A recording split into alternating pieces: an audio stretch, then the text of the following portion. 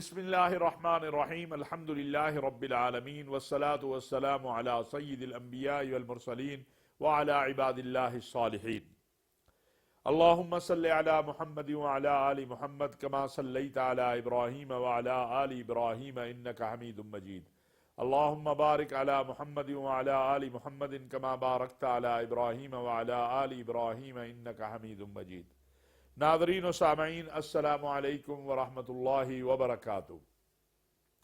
ناظرین، پوری دنیا اس وقت امن کی طالب ہے۔ اللہ رب العزت نے لا الہ الا اللہ کی بنیاد پر قائم اس وطن کو اتنی عزت و عظمت دی ہے کہ آج تمام قوتیں اس دنیا کی، خواہ وہ عرب میں ہیں یا عجم میں ہیں، یورپ میں ہیں یا امریکہ میں ہیں، افریقہ میں ہیں یا ایشیا میں ہیں، وہ پاکستان کی طرف دیکھ رہی ہیں۔ ہمارے سپہ سالار حافظ سید عاصم منیر صاحب نے ایک ایسے وقت میں اس امن کا پرچم بلند کیا جب ساری دنیا یہ سمجھ رہی تھی کہ عرب اور ایران کے درمیان اب جنگ ہو جائے گی۔ انہوں نے سعودی عرب کی قیادت سے بات کی، اور سعودی عرب کی قیادت نے امیر محمد بن سلمان کی قیادت میں، خادم الحرمین شریفین شاہ سلمان بن عبدالعزیز کی سرپرستی میں امن کا راستہ اپنایا۔ باقی عرب ممالک نے بھی اس راستے کو اپنایا۔ ایک طرف ایران پر امریکہ اور اسرائیل کے میزائل برس رہے تھے، تو دوسری طرف عرب اسلامی ممالک پر ایران کی طرف سے میزائل برسائے جا رہے ہیں۔ ان حالات میں صبر، تحمل کا مظاہرہ عرب اسلامی دنیا نے جس انداز میں کیا، اور جو دعوت اس صبر اور تحمل کی دینے والی قیادت تھی، وہ پاکستان کی قیادت تھی۔ پاکستان کے فیلڈ مارشل حافظ سید عاصم منیر صاحب، وزیر اعظم میاں شہباز شریف صاحب، ہمارے وزیر خارجہ اسحاق ڈار صاحب۔ تاریخ یہ لکھے گی کہ جس طرح انہوں نے اپنا کردار ادا کیا اور پھر ایک امن مشن شروع ہوا۔ وہ امن مشن سب سے پہلے ریاض میں 4 وزرائے خارجہ بیٹھے، انہوں نے بات کی، جس میں پاکستان، ترکیہ، مصر اور سعودی عرب۔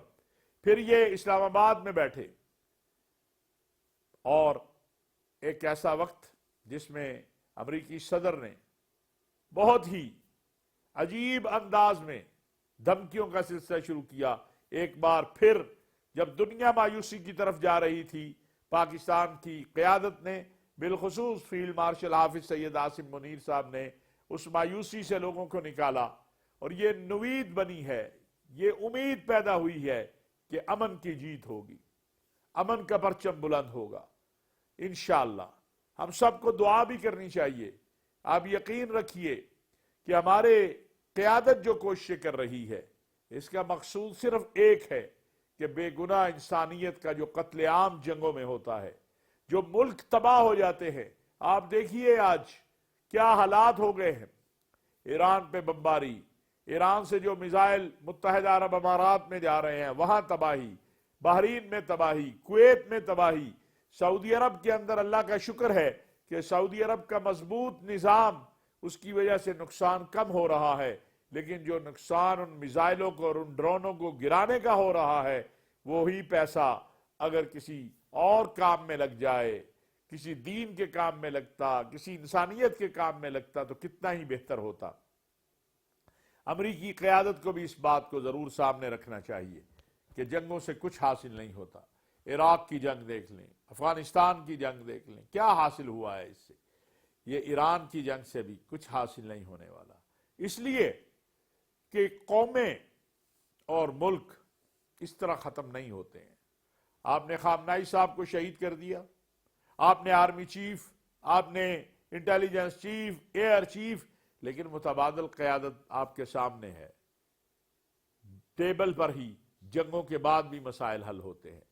کتنی لمبی جنگ چلی افغانستان کی، نیٹو کے ساتھ، امریکہ کے ساتھ، سوویت یونین کے ساتھ، نتیجہ ٹیبل پر ہی آیا۔ آج آپ دیکھیں، ابھی مئی میں معرکہ حق میں پاکستان کو اللہ نے جو کامیابیاں دی، پاکستان ایک ایسی پوزیشن میں تھا کہ آدھے سے زیادہ ہندوستان جو تھا وہ چھین بھی سکتا تھا، تباہ بھی کر سکتا تھا۔ فضائیہ ہندوستان کی مکمل تباہ ہو چکی تھی، ان کے فوجی زمین کے اوپر، بری فوج بھاگ رہی تھی، بحری فوج اتنی طاقت نہیں لے رہی تھی، اتنا اپنے اندر وزن نہیں پیدا کر پا رہی تھی، اتنی استطاعت نہیں رکھ پا رہی تھی کہ وہ پاکستان کی بحریہ کے سامنے آئے. لیکن پھر کیا ہوا؟ پھر مذاکرات اور سیز فائر. آج بھی ضرورت اسی بات کی ہے کہ جو کوششیں امن کی ہو رہی ہیں ان کوششوں کو کامیابی ملے. ہر کسی کو اس میں اپنا حق ادا کرنا چاہیے کہ وہ آگے بڑھے اور امن کے لیے کوشش کرے. ہر کسی کو اپنی کوشش کرنی چاہیے. وہ قوت جو امن نہیں چاہتی اس کا نام اسرائیل ہے. وہ صہیونیت جو 100 سال سے ایک نقشہ بنا کے بیٹھی ہوئی ہے کہ انہوں نے امن قائم نہیں ہونے دینا اور بدامنی پھیلانی ہے اور گریٹر اسرائیل کا خواب پورا کرنا ہے، اسے سب کو مل کر شکست دینی ہوگی. امریکہ کو بھی اس بات کا احساس کرنا ہوگا کہ ایک ایسی جنگ میں اس کو دھکا دے دیا گیا جس کا کوئی اختتام نہیں ہے. ایران آپ دیکھیے ایک مضبوط تہذیب رکھنے والا ملک ہے، ایک تاریخ رکھنے والا ملک ہے، اور عرب الحمدللہ وہ بھی اسی طرح ہے. منصوبہ کیا تھا جسے پاکستان کی قیادت سمجھی، جسے عالم اسلام عالم عرب کی قیادت سمجھی؟ وہ منصوبہ یہ تھا کہ کسی بھی طریقے سے، کسی بھی طرح سے عربوں کو اور ایران کے درمیان جنگ شروع کروا دی جائے. اور اسی لیے جب ایران پر حملہ کیا امریکہ اور اسرائیل نے تو اس کے چند منٹ کے بعد ریاض پر حملہ ہوا، دوحہ کی طرف میزائل آئے، ابوظہبی کی طرف میزائل آئے، حتیٰ کہ عمان اور ترکیہ اور آذربائیجان کی طرف میزائل داغے گئے، ڈرون داغے گئے. مقصود یہی تھا کہ پوری اسلامی دنیا کو اس جنگ میں دھکیل دو اور آپس میں مسلمان آپس میں لڑتے رہیں. ان حالات میں اس بات میں کوئی شک نہیں ہے کہ ہماری قیادت، سعودی عرب کی قیادت، ترکیہ کی قیادت نے صبر و تحمل سے کام لیا، حالات کو سمجھے. اردگان صاحب آگے آئے، میاں شہباز شریف صاحب آگے آئے، فیلڈ مارشل حافظ سید عاصم منیر صاحب نے امن کا مشن جو ہے وہ سنبھالا. ہمارے وزیر خارجہ اسحاق ڈار صاحب صبح و شام انہوں نے امن کے لیے محنت شروع کی. ہمیں بڑی امید ہے کہ انشاءاللہ امن کی بالادستی ہوگی. ضد سے امن قائم نہیں ہوتا، گالی دینے سے امن قائم نہیں ہوتا، محبت سے امن قائم ہوتا ہے. ایرانی قیادت پر بھی بڑی ذمہ داری عائد ہوتی ہے کہ وہ اپنے برادر اسلامی ممالک کے ساتھ بیٹھ کر معاملات کو حل کرے، اور ایسے حالات میں جبکہ تباہی کی طرف سب کچھ جا رہا ہے، اس تباہی سے اپنے آپ کو بھی اور اوروں کو بھی بچایا جائے.